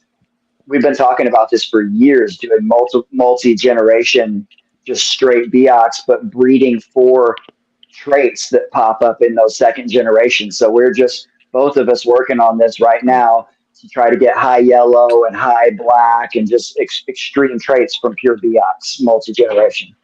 Hey, how So common speaking of is it VR, that the designer males don't breed? Because you got a Uh, lot. You got a lot. it's it. I don't have a lot of males that are like. I don't have very many that are duds, and the only ones that I do are like older, and maybe some that I'm raising up that I haven't really run yet. But true studs, like real studs that are just really fertile and will breed just about anything, they're not super common. And when you get a hold of one of those, just dude, that's gold right there. Having studs is where it's at, man. Yep. But yeah, most of the males that I'm running, they're eager breeders. It's just that males have a season too, and some of yeah, them you'll have one male that might be on for like 6 or 8 months out of the year, but he's got like a 4 to 6 month window where he's just real hot. But you have some males that are more narrow than that, where it's like they only have 3 or 4 months out of the year where they're really on it. And I've heard people argue that the females just aren't developing. That's not true. That's not true. I've had one male not even get anywhere close to a female, and then put a different male on her, and then they lock up immediately, and she takes, and it's successful. I I and you might have, just had that happen here. and Yeah. so you might have a male that he might be consistently producing for you, but he might only want to produce one time a season. You know, Yeah, exactly. That's what I'm saying. That's exactly what I'm saying. He may have and just I this window where he's yeah really yeah on. yeah. I think I'm kind of experiencing that. And the whole chondros throwing you for a loop thing. You know, when you got Yeah. a plan Well, and then you know the to chondros that ain't listening to your damn plan. Yeah. To Patrick's point, I've got a trio of Cyclops here from Ryan, and the male is pretty young. He's younger, he's small, and I really wanted to produce pure Cyclops this year. And there's one female that's The that's world is a much better place with pure Cyclops in well, let me finish. So it. so I there's one of the two females is she was developing. She's super big and ready to go, and so I put the male Cyclops with her a few times over the last 2 months, and he just won't do anything. Nothing, And then I got this Biak from Patrick, and he's been huh? breeding the crap out of her for a couple weeks now. Yeah, yeah, right in. Just loading her Look, up. I, Patrick I'm Jr. just I'm just gonna throw this out there. Three of the nicest males that I have ever had for locality animals, I've let go of recently. One that was the Aru male, and I didn't own him. I picked him up at a show for Brian because Brian told me to keep my eyes open. And this animal is labeled as a female, and I sent him a picture of it, and he's like, "Oh, I need that." I pick up the deli cup, and this thing's got fucking spurs that fucking long, and I was like, "This ain't no female, bro." And I probed it right there at the table. I keep because I'm fucking weird like that. I pros it in my backpack, and at an ARBC, and anyways, he's like, I said, "Yeah, it's a male," and he's like, "Oh, I don't care. I still want that thing." So that animal, that Biak that he just spoke on, and then that Sorong or Maniquari or whatever you want to call it that I sold to Chuck last year, which actually that animal and the Biak came in the same group. I bought 3 adult chondros locally, hoping that at least one of them was a female, and they were sexed properly. It was two males and a female, and I sent that male to Brian. But god damn, he is badass, dude. Mm. That is a cool fucking snake. Big yellow mask and blue shading and black, and he's just fucking awesome. Yeah, A he's a Really stoner. in the springtail camera, crawling on my bro? wall. Yeah, no, I was actually just trying to check and see. I had something crawling on my Nah, wall. Patrick, you tried to show some. You tried to put the package in the camera, Patrick. See, He said, "I'm about to show you Amber. this other snake." As soon as the Amber go away, you want to act a fool. Yeah, there's a big black springtail on my wall on the second floor, which is real interesting. It's real interesting. So Brian, y'all was talking about Tarzan. Yep. What did you or John first off did he see in it? I guess seeing you to want to send it to you, and then what you see in it to be like, you know what, damn, let's kind of like base something around this guy, like a pure bi parent around him. Um, Line, I mean, yeah, so I knew I had kind of known John through the circles just because he's out in that kind of Virginia, Maryland area. So he was always hanging around the same kind of group of people I was out there. And we both knew Christian pretty well. And he got that animal from Ryan Burke. Um, and I don't really remember why he might have bought it because it was unsexed and he was hoping it might be female for outcrossing to designer stuff. That's probably what it was. Um, but then it turned out to be male, and I was always talking to Christian about Biak stuff, and I think he might have posted it on the MVF forum. And I probably reached out to him, but he was like, what was he going to do with a Biak male with all the designer stuff he has? Like, generally, if somebody's going to do a Biak outcross, they don't go Biak male yeah, to the expensive stuff. Yeah, They go the other way. yeah. So I had I had that female from Christian. I had some other Biak females. So we both agreed that'd be cool to give it a go. And I've always been super into Biaks. That's always kind of been my main interest in chondros. And yeah, so yeah, it just kind of aligned and worked out. If you I don't Have you seen a picture of that animal? yeah. I seen it got like the You camo. It's like camo yellow, I could never camo Yeah. yellow capture and green. I could never capture his yellow, but it was freaking radioactive. Like I've never seen a Biak like that And it's before or huge since. splotches. It's not like little patches. Yeah. He He got like huge splotches throughout his body. I know what you're talking about. Yeah, and I Yeah. mean, and Patrick can tell you too. Like, a lot of people will think they have a high yellow biac, and it's like 2 years old or even 3 years old, Yeah, but yeah, it in that 3 to 4 year old range, that's when they gain the majority of their green. Yeah. Um, and so Tarzan never did. Actually, Patrick mentioned to me 3 to 5, really, Yeah, 3 to 5 and Well, a half. he's talking about when the most of it will come in, but Yeah, for a male by age 4, you can pretty much say that they're about settled in. But for a female, it's 6 years old. A female Biak is going to continue to gain green until she's 6 years old. That's why I'm so fucking stoked about. Well, the big blue and white female. That's just a high yellow neo yeah, Biak that went hormonal. right. And then Nanners, my female banana pudding, she's about 6 years old now, and she's still like really fucking yellow, which is awesome. But Tarzan, he was that's a one of a kind animal. Yeah. So yeah. I've never how old seen was he another when one you like got him. him, Brian? Um, he was probably 3.5, 4 years old when I Okay, got cool. him. Yeah. Yeah, and Quaid had that animal that came in on the same shipment that Yeah, was also fucking spectacular. A really high yeah, yellow with big bold black diamonds. Mm. yep. Everything nice comes through Ryan. Yeah. Yeah, I agree with Yeah. that. Ryan can Well, get you some nice shit, man. I agree with that. My Cyclops yeah. came through Ryan. Yeah, Yep. Ryan's trying to I've I've get set up somewhere else I've now. I've seen a number of animals that have Yeah, gone to yeah. your keynote because I would go over to Ryan's house and I would just see Kino on it.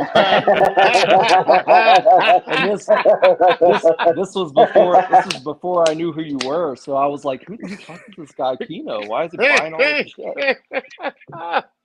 Yeah. Oh man, yeah, I Yeah. was because see, shit, the stuff I wanted, he was the only one bringing in that quality of shit, and I was like, if I'm gonna do this import thing, I ain't gonna just put my toe in the fuck. I'm just gonna just dive all the way in the pool. So then I Yeah. got me Mhm. a consistent vet, and I was like, then I got Patrick, because as much as I hit him about the captive bred stuff, I talk about the imports with a lot of him too. So Mhm. and Patrick was getting shit. You probably went over there and saw Patrick's name on some shit too. Don't just say my name because Patrick was I man. got a couple of I things, but know for a fact Yeah. not real frequently. I got a couple of you things. you I you sent got I some sent him some. spectacular shit, Ryan. I sent him some stuff too. But Um, nah, it was just man, I just dove straight in with the imports. I was just and I got a mixture of both, but I like to play with the import stuff, Brian. I like the unknown. That's why you saw my name so much over there. Yeah. yeah.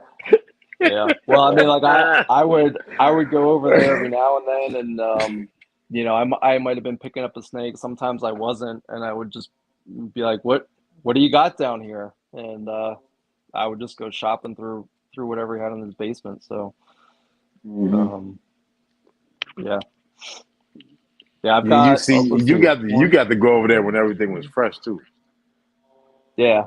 One, two, three, four, five, six, seven. I have eight animals eight chondros from Ryan and some other stuff. Yeah. Yeah. Yeah. Talk about some of that other stuff. What other pythons you got going on over there right now? Yeah, what's the Uh, other stuff, Brian? I got Bolins, Timors, Sumatran short tails.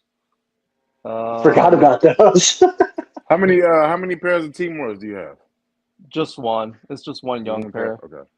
Um, Hey, Randy had a question earlier. He wanted to know if you keep your snakes naturalistic.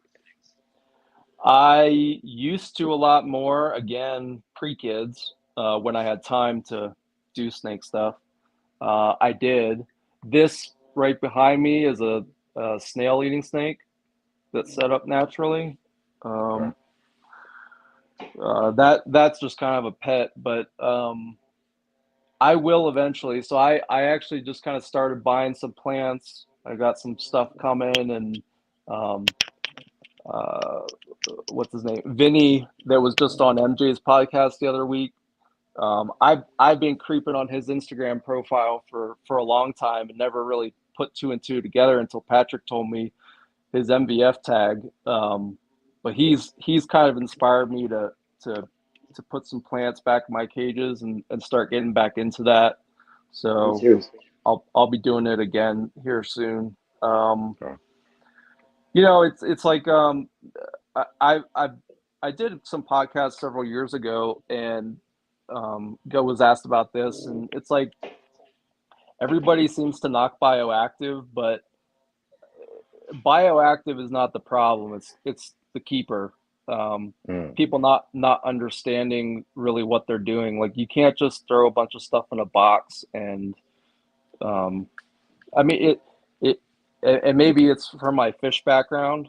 It's I'm used to maintaining and manipulating a lot of different variables within a box.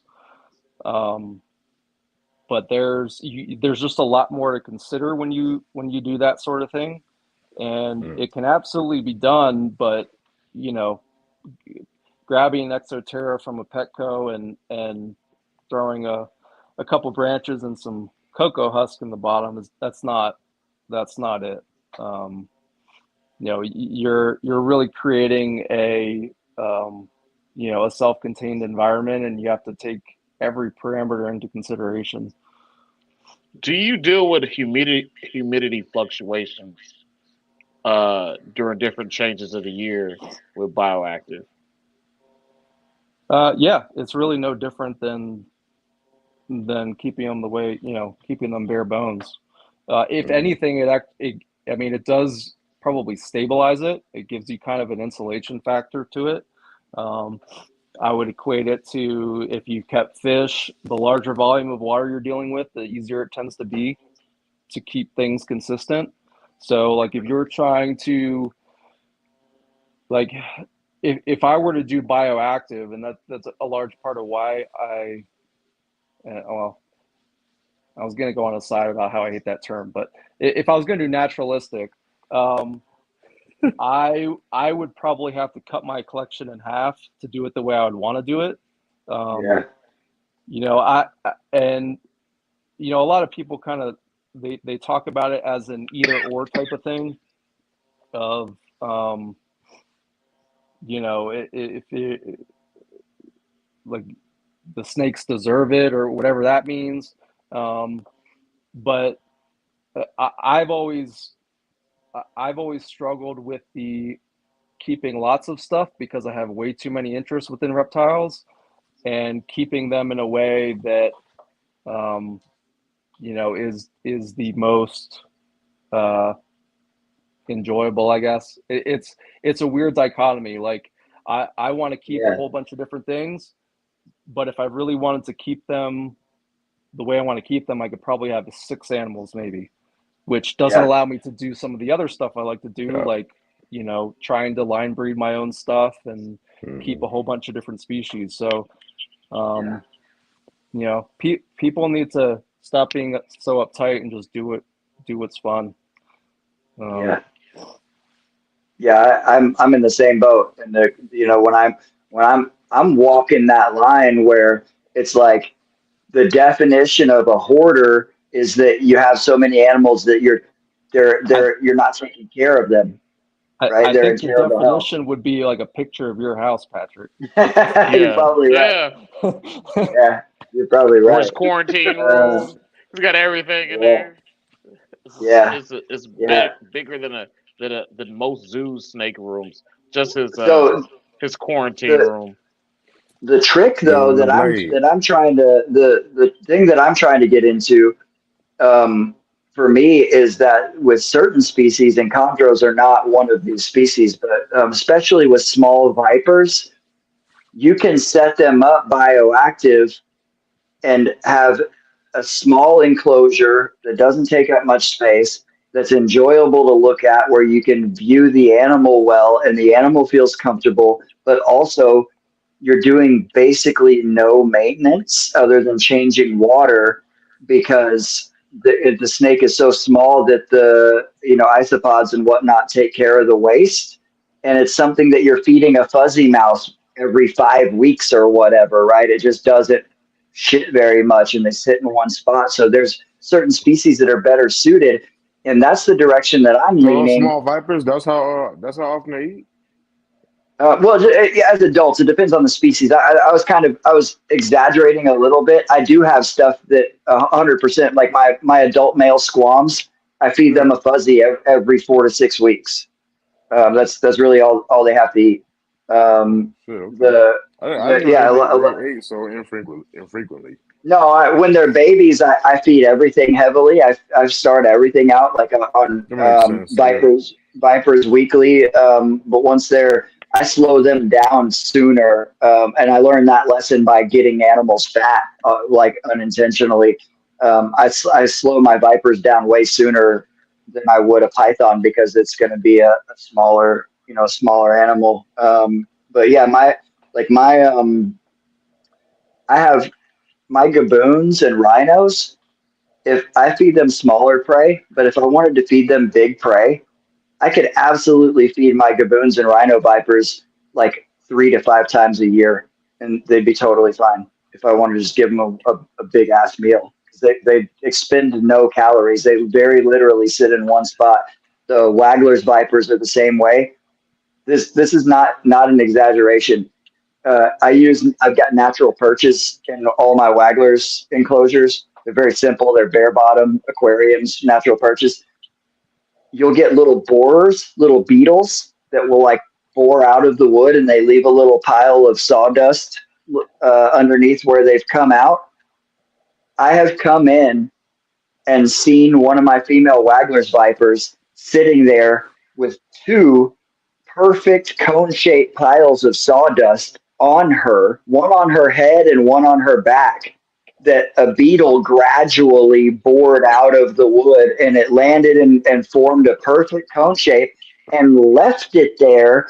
And it's still there the next fucking day because that animal has been literally 100% motionless other than breathing. They literally sit there flawlessly motionless for extended periods of time and do absolutely nothing other than breathe. It's Sounds like fucking my wild. sister.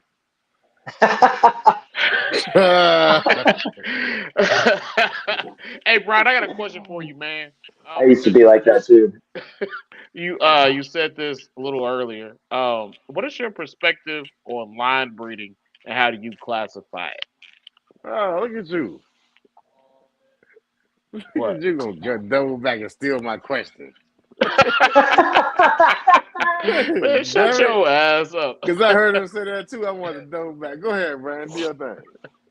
Um, so what exact? Can you clarify? Like, what do you mean? Do you? Yeah, so everybody has a different perspective on line breeding and like what it actually is. People have, sib to sib, child to grandparent, a grandchild to grandparent. Like, I just want to know what your Yeah. perspective and definition on it is. Breeding with a purpose, generation after generation. So, are you going for a specific phenotype? Are you breeding for feeding response? Breeding for some specific purpose as to what you're trying to get out of the next generation, and then continuing that multiple generations on. So, like, if I were to breed like this Biot Cyclops pairing that I'm just doing because it felt wrong to let a female go through a cycle without getting eggs. I I wouldn't call that line breeding. That's just a mutt chondro pairing. Yeah, but my question Hey, is, first off, Brian, I'm some not gonna let you people talk disrespect that. about. Don't disrespect that Cyclops. That is a locality outcross pairing. Thank you. Go But ahead. some people talk about line breeding as some people agree that it should be sib to sib. Some people say it should be parent to child. Like, that's what I'm asking. Oh, well, I guess yeah. Technically, I mean, if you're trying to reproduce a specific trait, that's certainly the quickest way to do it. Although, you know, like, uh, yeah. So, like, I guess an example would be my Biak pairing. So, I have a 2018 female I produced from Tarzan to another Biak female that I'm trying to breed to that animal's sweet baby Jesus, who was Tarzan to a different female. So different dams, but same sire. Um, Okay. and the goal is to reproduce animals that look like Tarzan. Okay. So that That I would consider that line breeding. okay. Okay. Yeah, and that we're and just to throw something in there, that's actually one of our joined goals is that we're like, I only got last time I bred nanners, I only got two babies out of it, but we're trying to take some of the best animals that we get from our own Biak pairings and see who, like, let's say he hatches out something really nice and high yellow that turns high yellow, and I do the same. We're trying to send each other animals ultimately that will match up properly so that we can we're line breeding and then outcrossing Yeah. to unrelated Biaks that have similar extreme traits, so that we can keep going multi generation for those traits, because that's the ultimate goal with line breeding is you line breed enough to maintain that phenotype that you're looking for, and then you find other suitable animals to outcross to diversify genetically, but try to maintain the integrity of the look that you're going for. Okay. Okay. So we got the two top Biocs in the United States, respectively. Brian said yours is 1B, Patrick. That's what I heard earlier. Yeah, yeah. That's what I Hey, heard. look, I'm quantity. I'm quantity over That's here. what I heard. That's what I said. That's what I heard. But with that being said, with all the Biocs that y'all have seen, together, do y'all think I wanted to touch on this because Buddy Bashimi touched on this a couple years ago. Do y'all think there's a hypo line of Biox out there? A I hypo don't. line? Is that what you Yes. said? A line of Biox that can be yellow or red, but specifically the red ones that don't have black on them. I don't know that I've ever seen one really. You know, there's some thought that like some of the really high yellow ones, like what was her name, in Durain or something like that, that female that Yeah, in Buddy the had rain. back in the day, that might be hypomelanistic, but I mean, I don't think hy so either. hypomelism in a chondro, I feel like would be super hard to determine because most of them don't have any black to begin with. So, Yeah, I mean, uh, like in a ball python, it's very apparent because they're all pretty much the same color. hmm But chondros are so variable. Even with just in Biox, like you can have an all green one, you can have one that's like Tarzan, that's like 60-70% yellow, yeah. and everything in between. So Well, you know, I've heard it said that you know, that mustards are hypo, and I actually entertained that thought for a while. And then I realized that I've seen mustards come from neonates that had bold black patterns. And Mm. I currently have a mustard that has solid black scales all over it. So Yeah. that kind of throws that out the window. Well, who's asking? Because I Um, know, because on that, you know I was out there, so I just wanted to talk to you about that. I I'm actually gonna bail because I'm supposed to get up at 5 o'clock in the morning. That's probably not gonna happen now, but I'm gonna go ahead and get the fuck out of here, you guys. Yeah, thanks for showing All up. right, Pat. We Thank you, appreciate Pat. you, man. Yeah. Look, Yeah. Even though you said you I'm was gonna be gonna. here for 30 minutes or 20 minutes. Yeah, I know. That was my plan. didn't That's always my didn't I plan. Look, didn't I Then get he to that, right, starts Travis? talking. right, Then he starts right. talking. That's always the problem. That's always the problem. Then I start talking. I uh, MJ asked me to come on earlier, and I fucking hijacked the shit out of Mark's show with MJ a little while ago too. And but you know, I told him what was going to happen if I came on, so he has fair warning. I'm a talker, The but little people like that. You But we guys like to be appreciate you aggressive though, and man. hijack things. We appreciate you. I truly mean that. yeah. Hey, I love you guys. Y'all have a good night, and we'll see you Yeah, later. Pat. You know you got Peace the out, bro. standing invite anytime, Pat. Thanks, man. Anytime. Later, guys. Yeah. So yeah. All right, we're still here with you, Brian. Um, we didn't get to any other questions that we had intended previously, but I like this. I like Yeah, it's seeing all what Yeah. we've good. had together. We can do Um, another one if you want. oh hell yeah. Yeah, we can do Um, another one. We can definitely do another one. I do got a question for you. I do Yeah. too. Because you have so many different species. I I got a I question also about cycling I for also breeding. have some And you scrubs I didn't mention I want to before. know about ambient and how you do Scrubs. that. I'm sorry, what was that? So ambient, whether I do it or not? Yeah, no, like just cycling in general with all the species that you Oh, have. It's always interesting hearing about how people cycle. yeah. I mean, most of my stuff is all kind of similar parameters, similar breeding, um, cycling regimes. Chondros.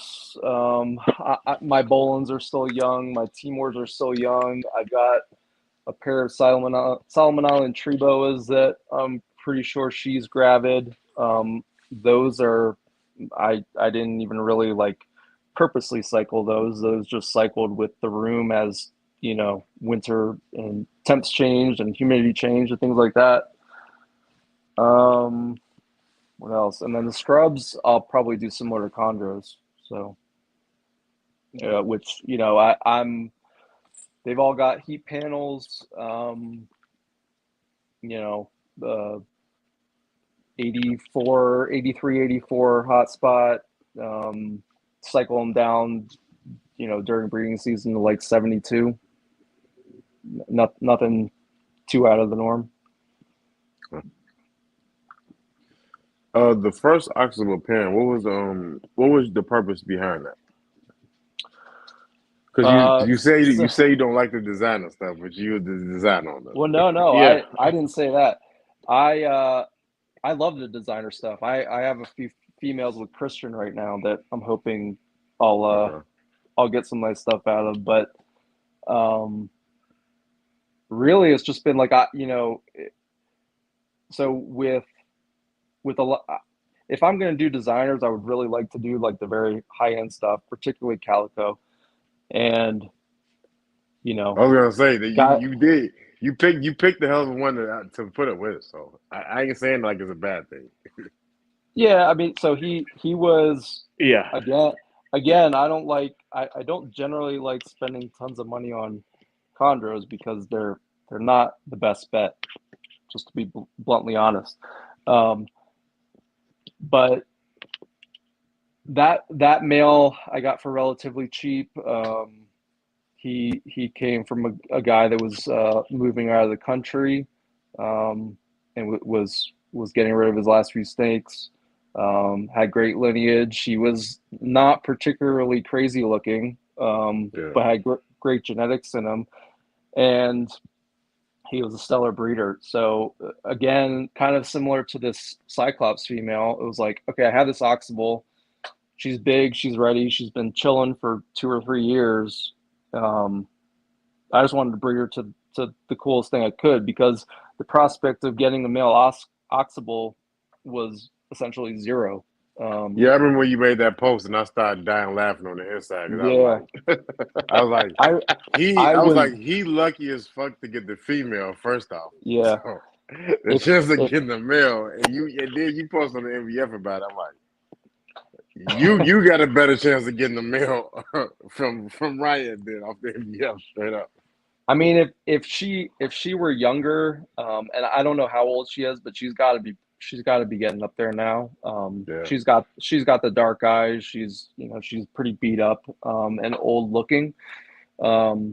If she was younger and I felt like maybe in the future there would be an opportunity to get a male, I would probably hold out. But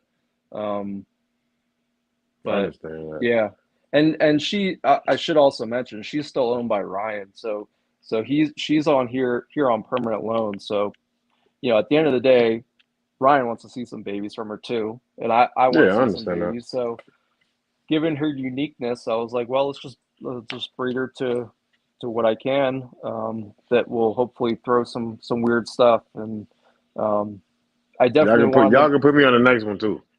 Yeah. Yeah. Yeah, well, Brian, when Keno hit me up on a Sunday morning, and he was just like, "Hey, you gotta do this," and I was just like, "It's Sunday fucking morning, bro."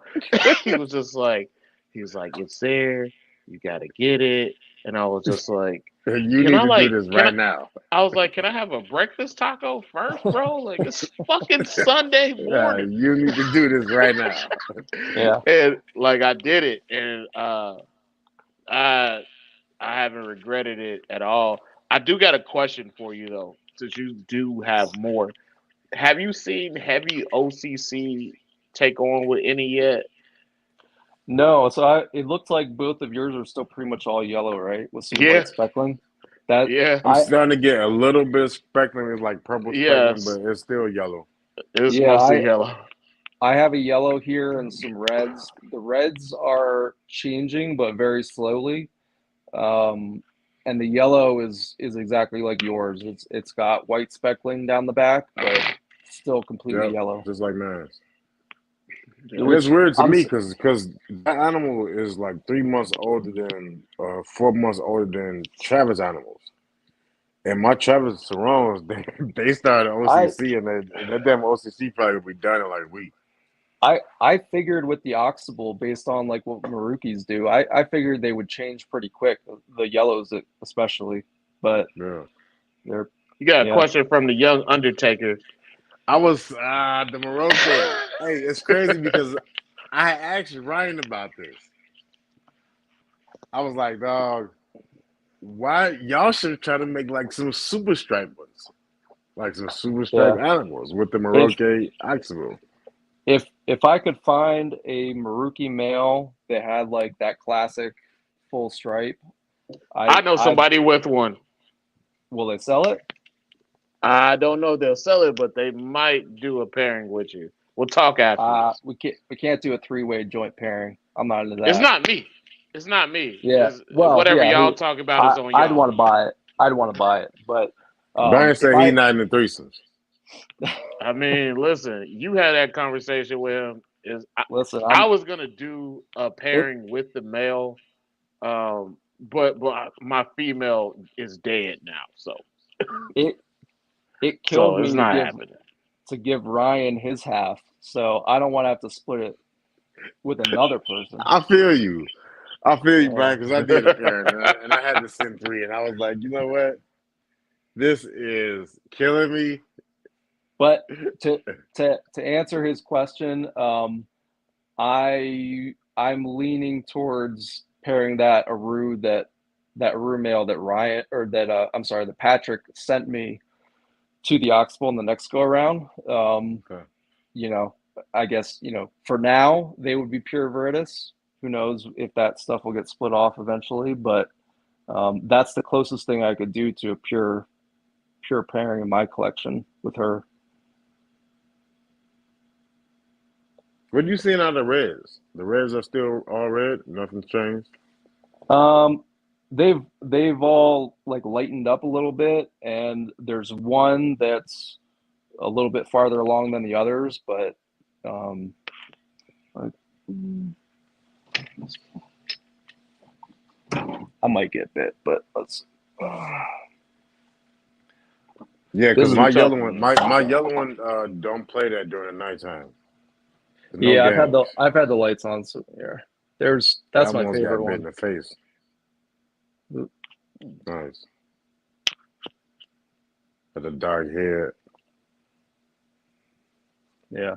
So they're getting a lot of speckling and lightening up, but and this one has some like little kind of I don't even know if I would call them black, but they're like dark maroon blotches. I don't know if they're going to be ink spots or what it's going to look like, but It'd be nice to see, because those red calicos usually get ink spots too. yeah, yeah. So I don't know. We'll see what they do. If anything, they'll be great for outcrossing. If I get some other cool calico stuff in the future. But you mentioned line breeding. If you got a couple reds, why not line breed the reds if you have a pair? Well, the reds, I would probably want to reinforce the calico side, not the oxbow side. Okay. Like if I was going to go for high white or white striping, I'd probably try to do them to like Maruki stuff or Aru stuff. Probably Okay. keep them all yellow. Well, we getting close to the end. So you got anything you want to get off? No. Thanks for having me. I called it. Patrick took the show, but We knew that. We knew that. You the person that didn't know I that. no, I knew that. I knew that. I called it out before the show started when you said it was gonna pop on. No. Thanks for having me. I always love talking chondros, and yeah, I'm not that elusive. If people want to talk to me or hit me up, I'm here. I'm always lurking. Well, we'll bother you now. So All right, go for it. Go for I'm it. be but ready for so I'm be ready for what you know what? I'll ask you that later. Don't worry. I'll see you later. All right. We're gonna put my business out there in these streets. I mean, your business is already out here, bro. Yeah, because people like to snitch. Yeah. Yeah, I said it.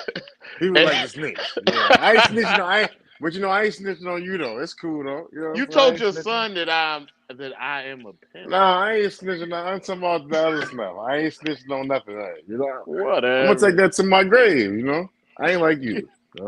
Get out You of ain't here. finna, you ain't finna see me circling nobody no red hearts or nothing. It's cool. You know, What are you talking about? You sent several people pictures of my people are uncle. snitching.